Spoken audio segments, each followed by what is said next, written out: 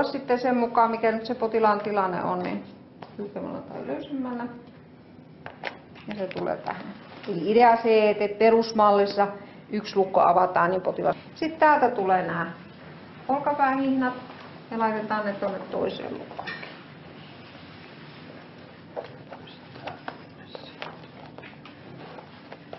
Sitten kun tuo lukko laitetaan kiinni, niin kannattaa aina tehdä niin, että se käden laittaa sinne alapuolelle tukemaan. Jos saadaan, niin ei tule niin suoraan. No ja tääkin saa olla aika napakasti kiinni. Nyt meillä on sivukiinnityshihnat kiinni, lukot kiinni. Potilas on hyvä ja nousee istumaan. Eli vaikka meillä on nämä olkapäähihnat, niin potilas pääsee istumaan, eli se estää sen, että potilas ei pääse sieltä yläkautta nyt.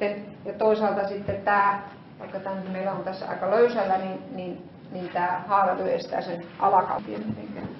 Katsotaan, kumpi versio meille paremmin sopii. Eli soljesta läpi.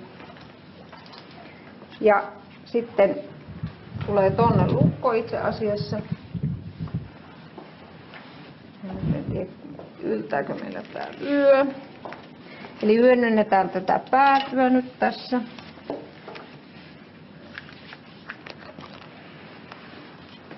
Ja tulee tonne.